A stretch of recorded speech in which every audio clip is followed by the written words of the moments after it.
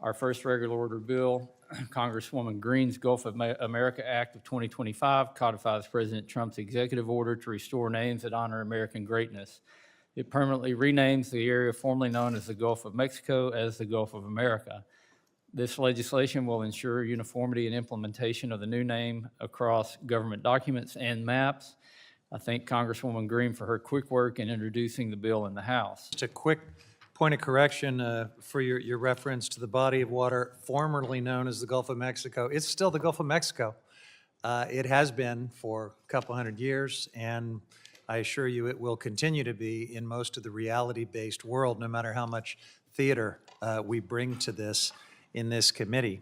I do appreciate your kind words about Chairman Grijalva, and look, we know Chairman Grijalva was a fighter, and as such, he would surely want me to point out right now that across every federal agency under this committee's jurisdiction, Elon Musk and Doge are indiscriminately purging thousands of essential agency staff. They're thoughtlessly firing career scientists, tribal agency staff, land managers, park rangers, wildfire experts, and numerous other public servants who deliver critical services to the American people and safeguard our lands, waters, and communities. And amidst this unprecedented hollowing out of government, the hallmark legislation that we are considering here today is a bill to rename the Gulf of Mexico. It would be comical if it were not such a profound dereliction of duty. And what else is this committee choosing to ignore while we burn time on this political theater? Well, right now the Trump administration is actively obstructing funding for wildfire prevention to safeguard American lives and property, tribal resources essential for supporting Native communities, critical drought resilience programs urgently needed across the West, and funding for NOAA's storm and extreme weather forecasting. Has Republican committee leadership taken any action whatsoever to address or even acknowledge the serious issues caused by the administration's actions? The answer is obviously no. And one more crisis we're ignoring today that can't go unmentioned. In just the past week, President Trump's reckless tariff plan has driven our markets into turmoil. The S&P 500 is officially in bear market territory. The Dow is cratering. And for the average American, for teachers, firefighters, truck drivers, their 401ks and retirement savings are crumbling before their eyes. And that's without getting into the higher prices that we're all starting to see as these tariffs go into effect starting today. Is the majority doing anything about this looming economic catastrophe that, absent decisive intervention, will profoundly harm every sector of our economy and numerous programs under this committee's jurisdiction? Obviously, Republicans in this Congress are just too busy renaming things like the Gulf of Mexico. The many issues that we're neglecting today are not abstract problems. They're immediate threats to our constituents' safety, heritage, and livelihoods, and they're entirely avoidable problems caused by this administration, and caused by an administration that is going entirely unchallenged by this Republican Congress. And I do mean the whole Congress, because it's not just this committee that's neglecting these issues. Instead, the House voted on a budget framework that would guarantee devastating cuts to Medicaid and surrendered Congress's emergency authority over tariffs. Elon Musk is dismantling the Social Security Administration after calling Social Security a Ponzi scheme just a few days ago. Americans are not asking us to rename places in this moment. They're asking us to lower costs, to protect their savings, to fight for their future. They're asking us to confront and mitigate the real and immediate threats of drought and wildfire. They're asking us to stop the absolute chaos coming out of this administration. We urgently need congressional leadership to tackle the most pressing problems in America, and instead, we are here with distractions and culture war sideshows. We owe the American people better, much better than this. This committee has a proud tradition of addressing real significant problems for the American people, and sadly, today's markup represents another troubling departure from that tradition. It underscores a broader pattern by this Republican Congress of prioritizing partisan stunts so thoroughly that it cannot and will not carry out the real work of governing. Now, some might dismiss all of this is harmless theater, but every minute and taxpayer dollar spent on these distractions is time and money not spent on the issues that Americans care most about. I urge my colleagues to change course. Our constituents did not elect us to ignore real problems and to substitute political theater like this in the place of governing. Let's do our jobs and get back to giving the American people what they deserve. I yield back. The gentleman yields back. Pursuant to the markup notice, it is now in order to consider H.R. 276, Gulf of America Act of 2025. Ask unanimous consent that the Subcommittee on Water, Wildlife, and Fisheries be discharged from further consideration of the bill. Without objection, so ordered. Without objection, the bill will be considered as read and open to amendment at any point. Does any member wish to be recognized for purposes of debate on the bill?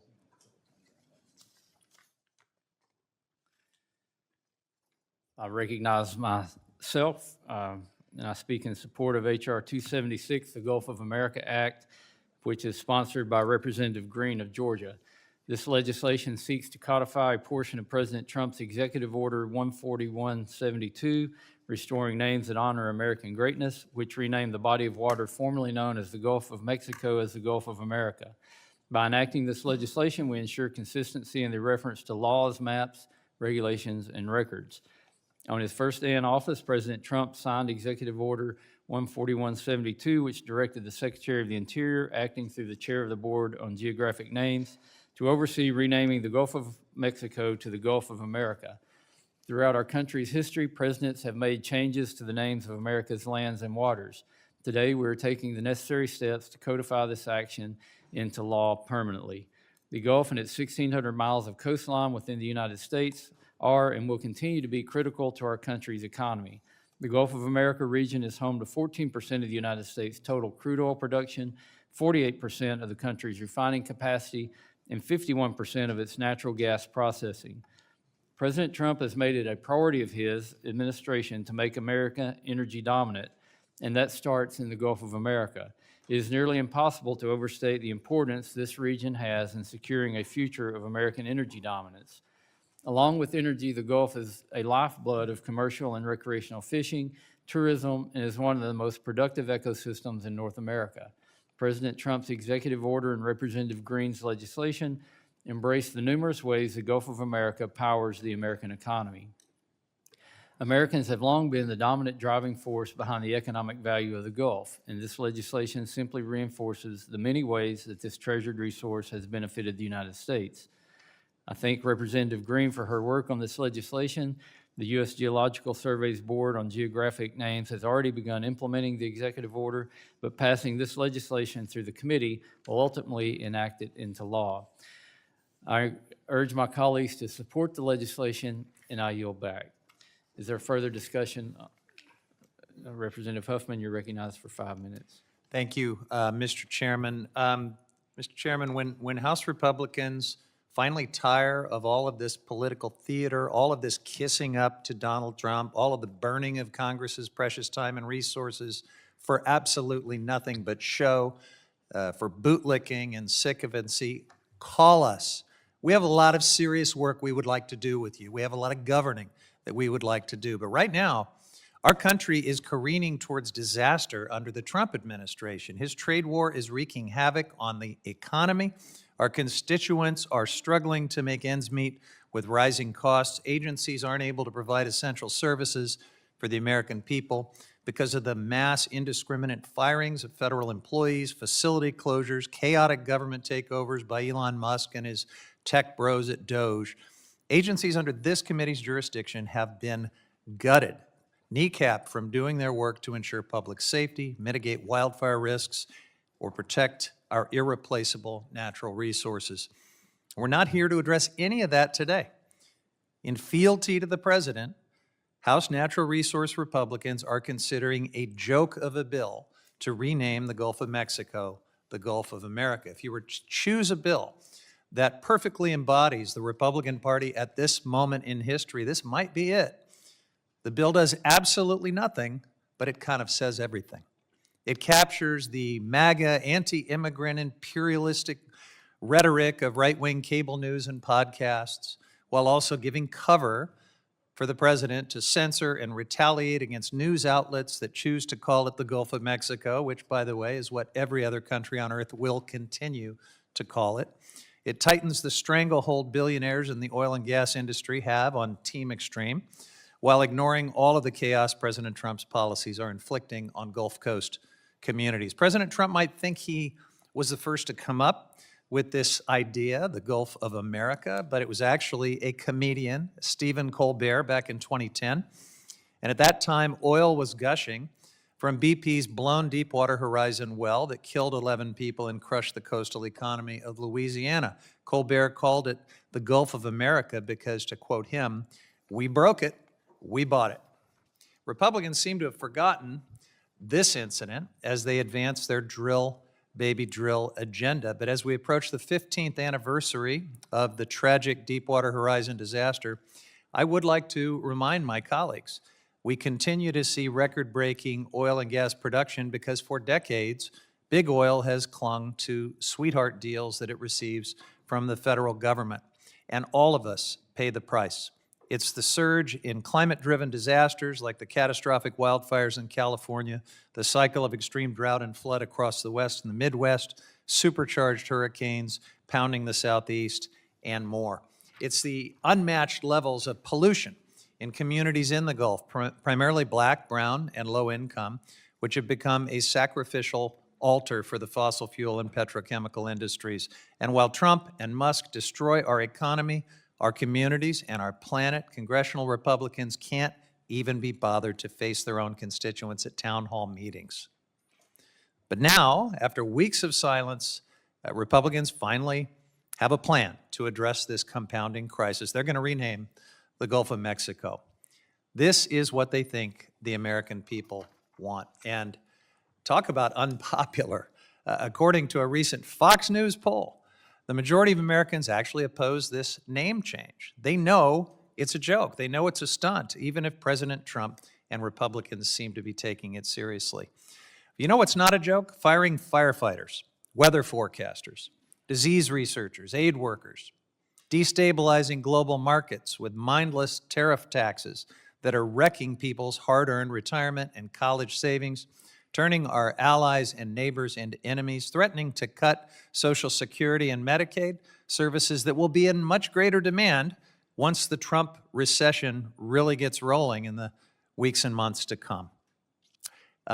This is an insulting charade of America first nonsense at a time when the American people need serious policy prescriptions. Instead, we're getting stuff like this that makes our country a global laughingstock. I oppose this bill, and I yield back. Gentleman yields back. Is there further discussion on the bill? Mr. Chair. Mr. Stauber, you're recognized for 5 Thank minutes. you, Mr. Chairman. I rise in strong support of H.R. 276, the Gulf of America Act of 2025. The Gulf of America is one of the greatest crown jewels of the United States. Not only is the Gulf home to an ecosystem that supports diverse marine life and migratory species, it's also an incredible economic resource for the United States, ranging from tourism, recreation, commercial fishing, energy production, including renewable oil and gas production, shipping and trade, and so much more. The Gulf of America plays a significant role in the cultural identity of the United States and is enjoyed by countless Americans. And not only those who call the Gulf Coast home, but countless Americans across our great nation, including my home state of Minnesota. I believe renaming the Gulf to the Gulf of America is a great testament to this nation. And I am proud to support this legislation to codify President's January 20th executive order. And I yield back. Gentleman yields back. Is there further discussion on the bill? Hearing none, it is now in order to consider amendments to H.R. 276. Do you wish to be recognized, Ms. Yes, sir, I do. You're recognized for 5 minutes. All right, thank you very much, Mr. Chair. I can't believe that given everything of consequence that's happening in our country and the world right now, that the Natural Resource Committee is taking this piece of legislation seriously. That we're spending our time and taxpayer dollars on a bill to rename the Gulf of Mexico the Gulf of America while there's so many more urgent and critical issues for us to deal with is just offensive, and it's an abrogation of our duty to the American people. I got elected to represent the people of my district and this country, not to kowtow to any one individual. Congress is a separate and equal branch of government, and our job is to serve as a check and balance to the executive branch, not to roll over and give up the authority directed to Congress by the Constitution that we all swore to uphold. It's April. We're about to enter hurricane season, fire season, we're in tornado season, and we aren't prepared because key people at NOAA, the Weather Service, the Forest Service, FEMA, and all of our disaster response agencies have been summarily dismissed, fired. These agencies are gutted with no thought to the importance of each individual's work, making the system more inefficient by making it harder to access disaster relief and emergency services. When we spend time on performative and jingoistic things like renaming the Gulf of Mexico, we're neglecting the serious work that we're sent here to do. It makes a mockery of the democratic process.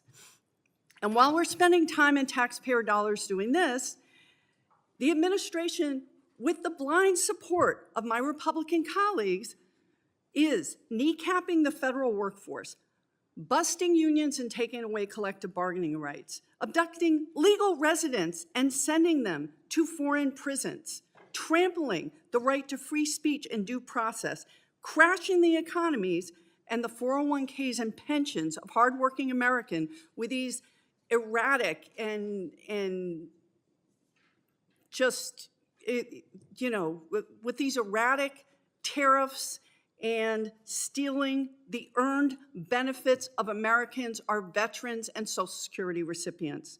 And we're ignoring this to do what? To rename the Gulf of Mexico the Gulf of America. And to add insult to injury, this is an unfunded mandate. Who's gonna pay to reprint the maps, the textbooks, the other printed and online material to reflect this change? Are we gonna allocate even more taxpayer dollars to this crusade? Are we going to put this cost on taxpayer dollars in every individual state?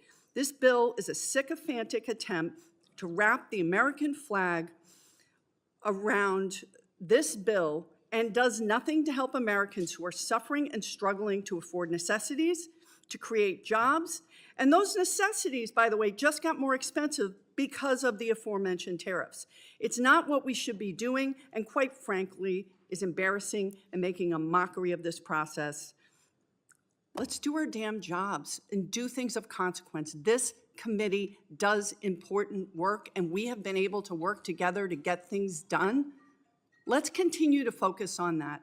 With that, I yield back. Thank you. Gentlelady yields back. Is there further discussion on the bill? Mr. LaMalfa, you're recognized.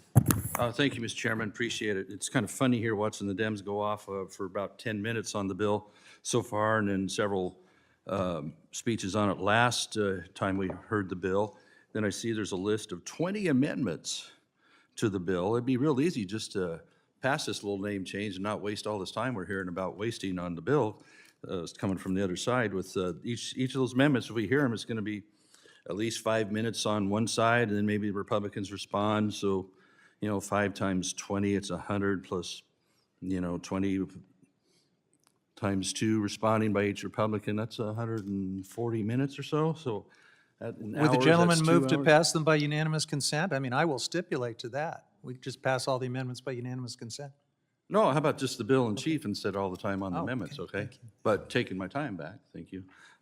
We could hear a lot about wasting time here, but I'm more concerned about how much time ranchers are having to waste keeping wolves from devouring their livestock and defending themselves up there. But I'll yield back, Mr. Chairman. So I just want to keep track of the time a little bit. I'll give you 3 minutes back. Thank you. Thank you, Mr. Chairman. If Republicans on this committee are serious about renaming the Gulf of Mexico, we should at least be honest about what is driving all this. My amendment proposes that rather than calling it the Gulf of America, we acknowledge what this bill truly represents, which is a departure from science, history, and common sense.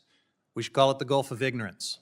Now, I acknowledge that there could be a robust debate about other words that one could put in place of ignorance, and I would accept friendly amendments from folks who might have a case to be made that it should be the Gulf of Incompetence, maybe the Gulf of Arrogance, Delusion, bootlicking sycophancy, strong case to be made that that would be appropriate, or maybe the Gulf of alienating our allies and neighbors. But the bottom line is, I agree with the majority of Americans who've been polled on this.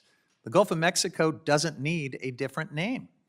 But if the majority wants to spend the committee's precious time and resources on symbolic gestures to glorify President Trump, then it's important that we also recognize all the burning priorities that you're choosing to ignore by wasting time on this. You know, we could be talking about ways to save lives by preventing catastrophic wildfires, or collecting and protecting climate and weather data to save communities from extreme storms, or restoring public access to National Park Service websites that Republicans are frantically trying to cancel because they talk about things like history and science and the environment.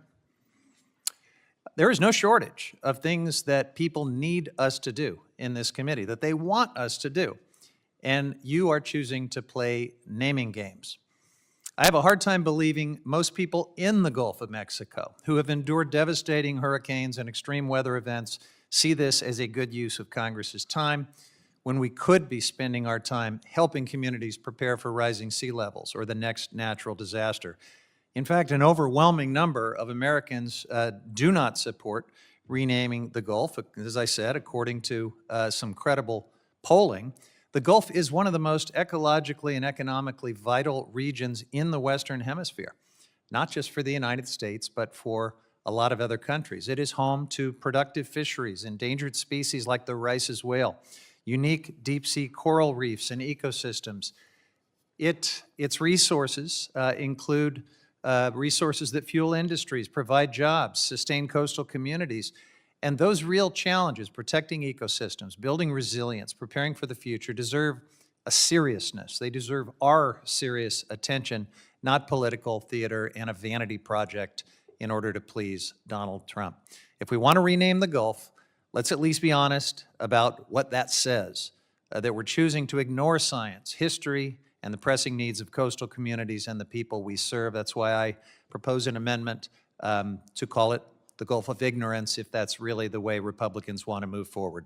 I yield back. The gentleman yields back. Is there further discussion on the amendment? Mr. LaMalfa, you're recognized. Maybe amend it to the Gulf of Hyperbole, the Gulf of Hysteria. Tick-tock, tick-tock, we're losing committee time. I yield back. Gentleman yields back. Is there further discussion on the amendment? I recognize myself. I don't think anybody will be surprised to know that I oppose this amendment.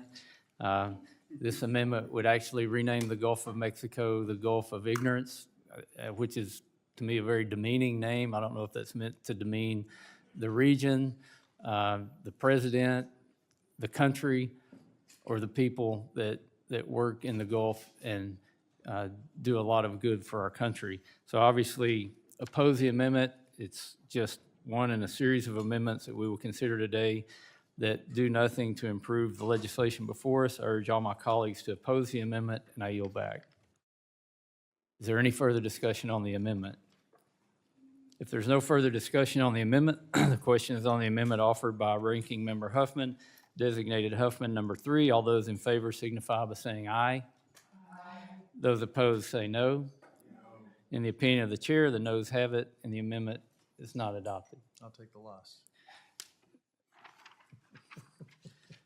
I recognize Ranking Member Huffman for the purpose of offering an amendment designated Huffman number 4. Mr. Chair, I reserve a point of order on Huffman 4. Thank you, Mr. Chairman.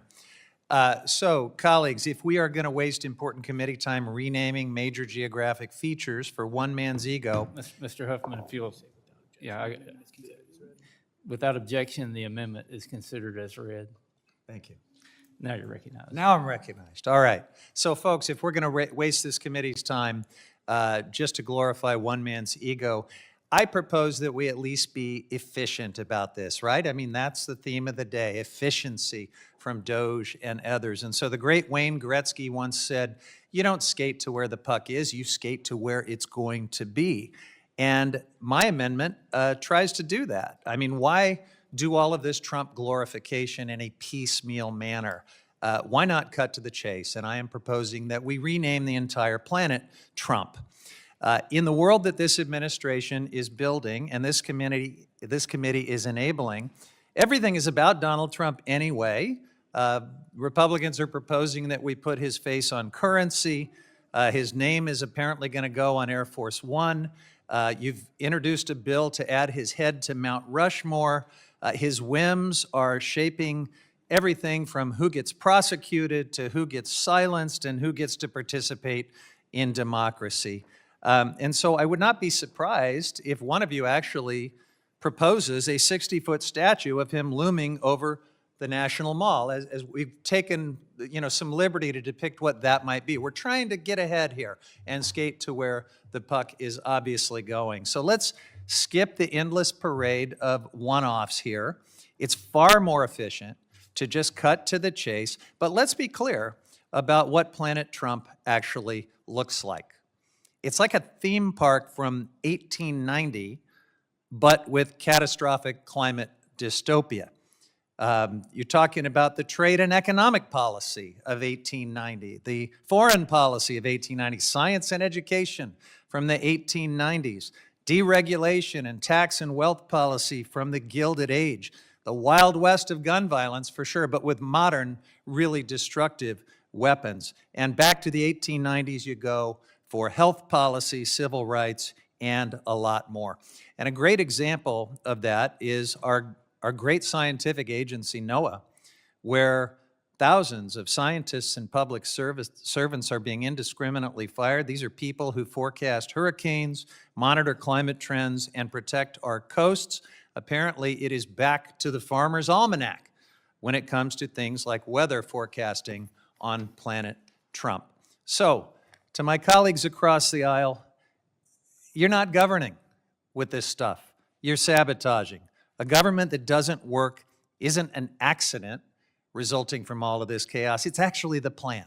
And you are doing nothing about it. While it all burns down, this Republican majority is spending our time trying to rename bodies of water. If you want a world where science is sidelined, facts are optional, public service is gutted in favor of gold-plated self-promotion, congratulations, you're living on Planet Trump. Let's stop pretending that any of this is about patriotism or efficiency. It is all about power, control, and making everything about one man. So let's just make it official. Show Donald Trump how mindlessly cultish you are. He's going to love this. Let's go ahead and rename the planet Planet Trump. I yield back. Is there any further discussion on the amendment? I recognize myself. I oppose the amendment. While I appreciate the ranking member's enthusiasm for President Trump, this amendment is outside the scope of the bill before us, which is to codify the name of the Gulf of America. I do urge my colleagues to oppose the amendment, and I yield back. Is there further discussion on the amendment?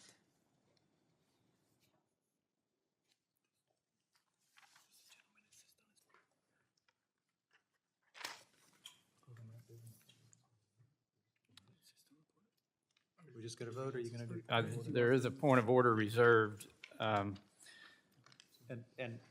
Mr. Chairman, I understand that you're prepared to, I guess, spend all of this time on this legislation, but objecting to germaneness to my amendment. So rather than subject all of this to that exercise, I will withdraw the amendment, but stand by everything I said, certainly, about it. I yield back. Without objection, the amendment's withdrawn. I recognize the gentlewoman from New York, Ms. Velasquez, for the purpose of offering an amendment designated Velasquez number 6. Without objection, the amendment is considered read. Number 6, yeah. Thank you, Mr. Chairman. Renaming the Gulf of Mexico is a distraction from all the damage President Trump is doing to our country. My Republican colleagues have us Here, talking about names on maps, while Trump's tariffs are making prices shoot up, and our country sees the largest number of layoffs and workforce cuts since the pandemic. Elon Musk is slashing programs that many of our constituents depend on, like Social Security, SNAP, food assistance, and the low-income home energy assistance program for energy bills, just before summer heat waves. And let's not forget the threats to dismantle FEMA, even though communities across the country are still struggling to get back on their feet after another year of record-breaking climate disaster. That includes Hurricane Helene, which killed more than 230 people across Florida, Tennessee, Georgia, North Carolina, and South Carolina. Emergency crews raced to evacuate nursing homes and hospitals, and thousands of people were trapped in their homes for weeks with no electricity. Entire towns were washed away in the flooding and mudslides. Homes and critical infrastructure were destroyed. Experts estimate that all this damage might cost up to $200 billion to repair, making Helene one of the costliest storms in U.S. history. Part of what made Helene so harmful was that there was little time to prepare. The storm intensified overnight, going from scattered thunderstorms to a Category 4 in less than 2 days because of abnormally warm waters in the Caribbean Sea and Gulf of Mexico. While DOGE is dismantling NOAA by cutting over 1,000 jobs, which means less real-time data on developing storms and less accurate forecasting for hurricanes before they land. The reality is that climate change is making storms more intense, more frequent, less predictable, and more dangerous. As a Puerto Rican American, I know all too well the human cost of hurricanes and how hard it can be to rebuild. Puerto Rico is still recovering from Hurricane Maria in 2017, the only hurricane deadlier than Helene. This committee should not be having a debate over renaming the Gulf, but if we're going to have this conversation, let's talk about the millions still recovering from Hurricane Helene who will live with the scars of this storm for years to come. They have not forgotten Helene, and neither should we. I urge my colleagues to support my amendment to rename it the Gulf of Helene instead of the Gulf of America. Thank you, and I yield back. The gentlelady yields back. Is there further discussion on the amendment? Mr. Huffman, you're recognized. Thank you, Mr. Chairman. I want to strongly support my colleague's amendment here. If we're going to rename the Gulf of Mexico, what better thing to do than honor the victims and frontline communities that are facing the climate crisis in this region? This climate crisis caused Hurricane Helene's rainfall to be 10% heavier, and if global warming continues at the current rate and reaches 2 degrees Celsius, which under Trump energy policies it will, devastating rainfall events like Helene will be 15 to 20% more likely to happen. So we are perhaps months away from the next catastrophic hurricane in the Gulf. And as we prepare for that, as we contemplate that, the Trump administration is wrecking NOAA, so we might not have good weather forecasting and good data as we head into the hurricane season. They are gutting FEMA and talking about eliminating it altogether, so the next community that is wrecked by a catastrophic hurricane certainly will have a harder time getting the federal assistance that it desperately needs. And this committee and House Republicans are fiddling while Rome burns. Here we are spending valuable time debating a bill that does nothing at all worthwhile. So I think this amendment is entirely appropriate, and I urge my colleagues to support it. Yield back. Gentleman yields back. Is there further discussion on the amendment? I recognize myself. I oppose the amendment. This is now the third amendment we're considering that renames the Gulf of America, this time as the Gulf of Helene, and I sincerely hope the intent of this amendment is not to make light of the devastating impacts of Hurricane Helene. It's disappointing to see yet another amendment of this nature, I urge my colleagues to oppose the amendment, and I yield back. Is there any further discussion? If there's no further discussion on the amendment, the question is on the amendment offered by the gentlewoman from New York, Ms. Velazquez, designated Velazquez number 6. All those in favor signify by saying aye. Aye. All those opposed, no. In the opinion of the chair, the noes have it, and the amendment is not adopted. I recognize the gentlewoman from California, Ms. Brownlee, for the purpose of offering an amendment designated Brownlee number 31. Without objection, the amendment is considered read. Thank you, Mr. Chairman. If the Republican leadership on this committee has decided to waste valuable time discussing frivolous and performative name changes, let's just lean into it altogether. That's why my amendment would change the name of the Gulf to the Gulf of America should rejoin the Paris Agreement. The administration and the Republican leadership want to bury their heads in the sand and pretend that if we just don't say climate change, then climate change will not exist. All the while giving handouts to the biggest polluters to destroy our clean air and clean water. This is not the leadership the overwhelming majority of Americans are looking for. In 2023, polling found 74% of Americans support the United States' participation in international efforts to reduce climate change. One of the actions President Trump took on his first day in office was pulling the United States out of the Paris Agreement, the most fundamental international agreement to reduce climate change.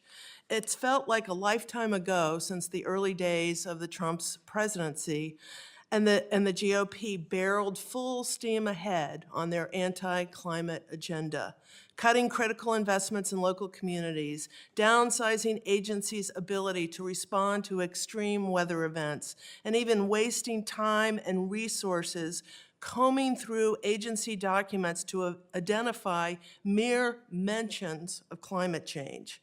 It's hard to track all the damage their actions have caused to the American public. But in the midst of all the chaos, we shouldn't forget some of the most harmful actions taken by this administration on Inauguration Day. So I urge support of my amendment. If my Republican colleagues want to claim that changing the Gulf to the Gulf of America highlights its importance for America's energy dominance, then I propose we instead consider changing our name to emphasize America's commitment to meeting our climate goals. With that, I yield back. The gentlelady yields back. Is there further discussion on the amendment? Mr. Huffman, you're recognized. Thank you, Mr. Chairman. I really like this amendment. Of course, I think congressional Democrats believe the entire exercise of trying to rename the Gulf of Mexico is a joke and a waste of time and a political circus. But if you think this is how Congress should be spending our time, renaming bodies of water, here's at least a renaming that would make a difference. I mean, if we called the Gulf of Mexico, the Gulf of America should rejoin the Paris Agreement, that would stand as a constant reminder that science and climate reality are like real things, and that wrong-headed policies that wreck the planet for future generations are probably a pretty bad idea, and that America has a singularly important global leadership role to play on confronting this climate crisis. So here's actually a constructive suggestion. If you have to go down this path of burning Congress's time on name changes, let's change it in a way that would actually do something positive and make a difference. Yield back. Gentleman yields back. Is there further discussion on the amendment? I recognize myself. I oppose this amendment. It's another attempt to hijack the debate to talk about issues not connected to the legislation before us. The amendment does nothing to improve the legislation before us, and the decisions of the United States to participate or not participate in specific international agreements are a matter best debated in the House Foreign Affairs Committee. I oppose the amendment, and I yield back. Is there any further discussion on the amendment? If there's no further discussion on the amendment, the question is on the amendment offered by the gentlewoman from California, Ms. Brownlee, designated Brownlee number 31. All those in favor signify by saying aye. Aye. Those opposed say no. No. In the opinion of the chair, the noes have it. And I'm going to request a recorded vote on this one. All Further proceedings on the amendment designated Brownlee number 31 will be postponed.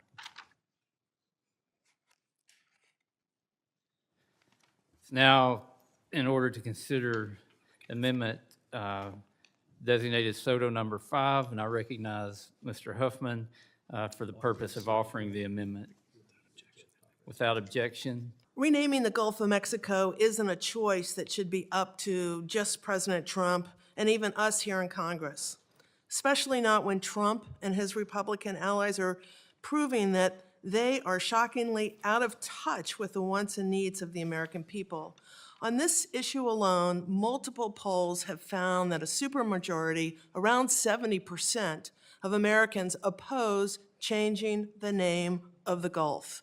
And this debate is just a distraction from the many other unpopular policies my Republican colleagues are pushing, like cuts to Medicare, Medicaid, and Social Security, gutting supports for farmers, cutting wildfire preparation programs, and rolling back protections for clean air and clean water, to name just a few.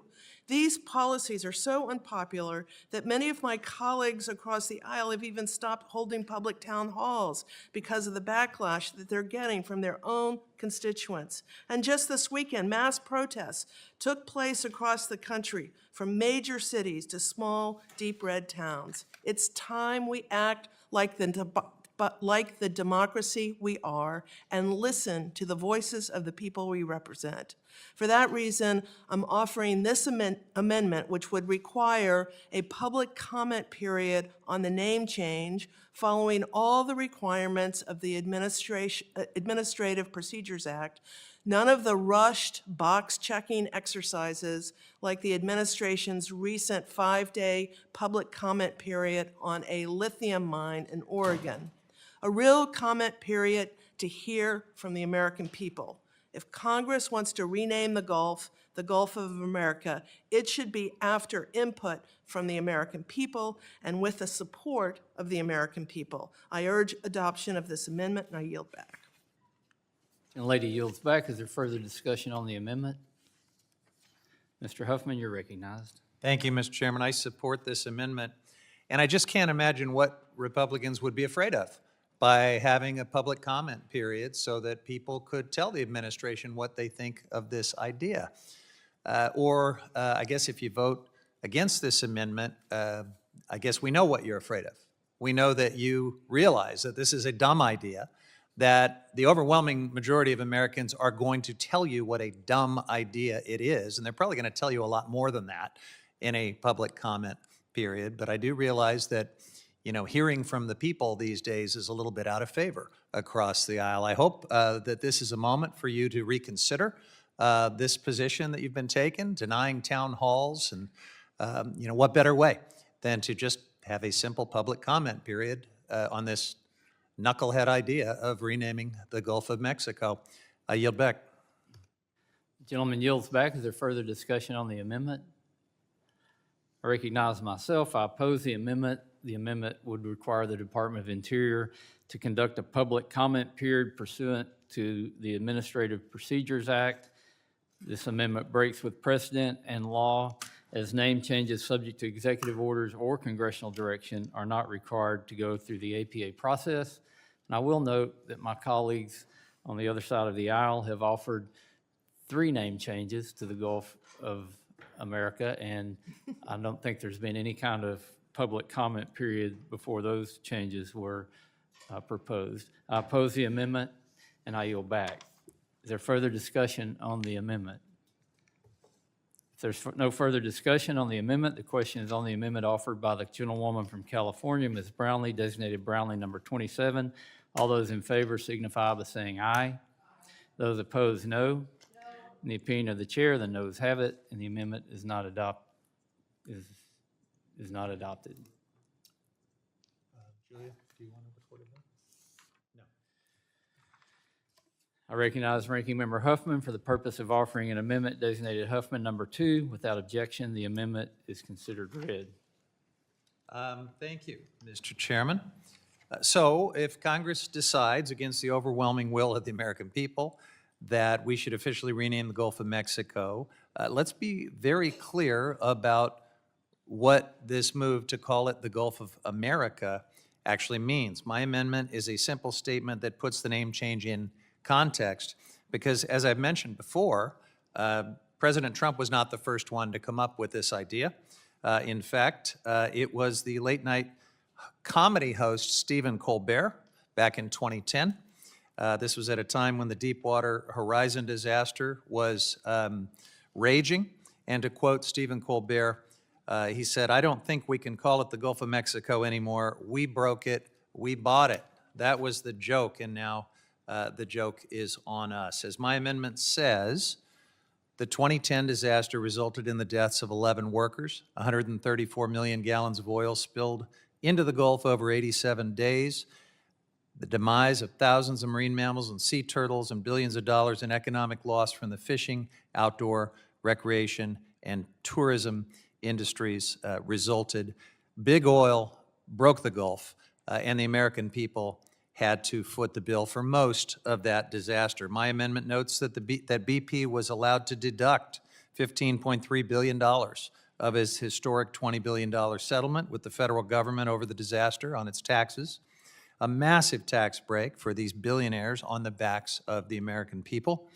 And we are just days away from the 15th anniversary of the Deepwater Horizon disaster. Unfortunately, though, we are no closer to learning anything from it.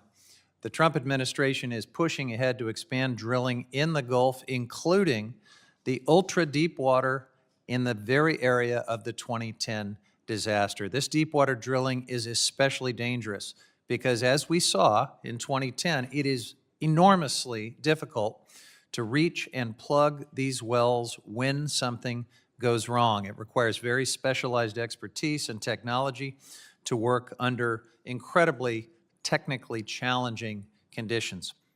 And as we've learned time and again, where you drill, you spill. That is a fact. It is unavoidable.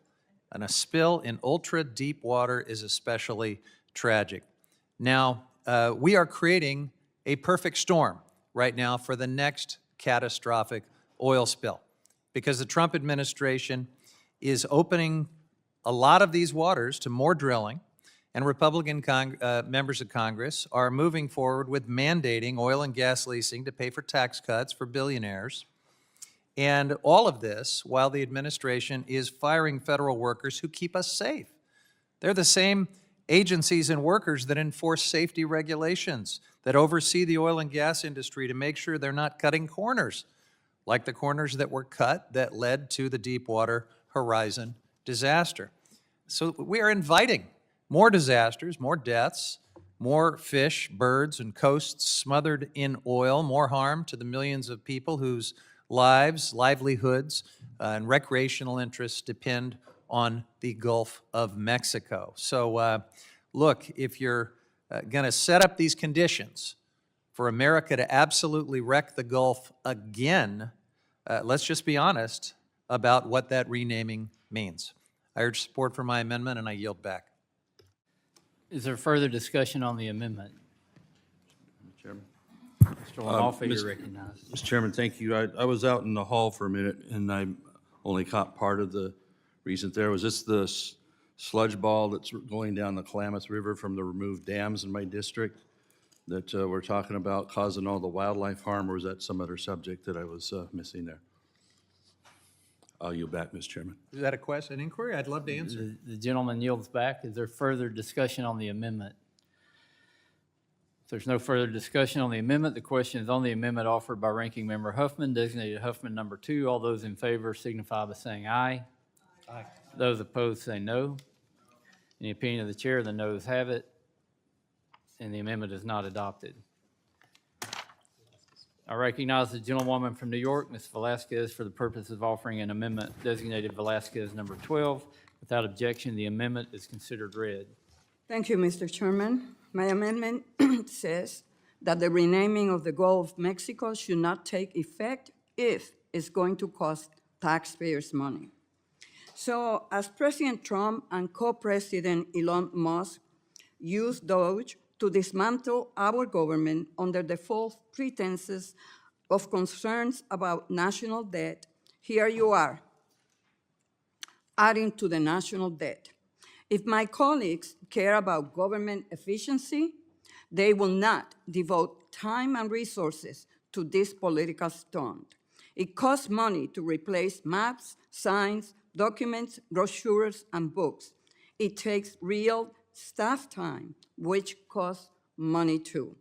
One estimate is upward of $1 billion. $500 million for highway and road signs, $200 million for maritime charts and digital navigation, $100 million for government documents, $50 to $150 million for education and textbooks. What we should all care about is the Trump-Musk administration taking apart core government functions by slashing critical funding and firing devoted public servants. It is jeopardizing our emergency preparedness and putting more lives at risk. It is cutting funding for environmental justice grants that invest directly in communities that have suffered the most because of climate disaster. It is blowing a hole in our economy by getting rid of tens of thousands of jobs across the country. It's dismantling the government that serves us day by day. Working families across the country deserve better than this spectacle. I urge support for my amendment. Thank you, and I yield back. Is there any further discussion on the amendment? I recognize Mr. Huffman. Thank you, Madam Chair. I strongly support this amendment. And look, it's bad enough to be doing this naming bill that nobody wants, that the American people clearly think is a dumb idea. But it adds insult to injury to then put it on the taxpayers' tab and actually pay all of these costs that Ms. Velasquez just outlined. Is not insignificant, these costs. So look, if you have to do this just to kiss up to Donald Trump, just find one of your oligarchs to pay for it. Don't ask the American people, as they are sacrificing with so many of these cuts to things that they need in their lives, as you're gutting the Social Security Administration, getting ready to hammer Medicaid, doing all of these other reckless and indiscriminate cuts that will make their cost of living higher, their life more difficult. At least don't ask them to pay for this dumb thing. Get one of your oligarchs to do it, and I think passing this amendment is a great way to make sure that that is the case. I yield back.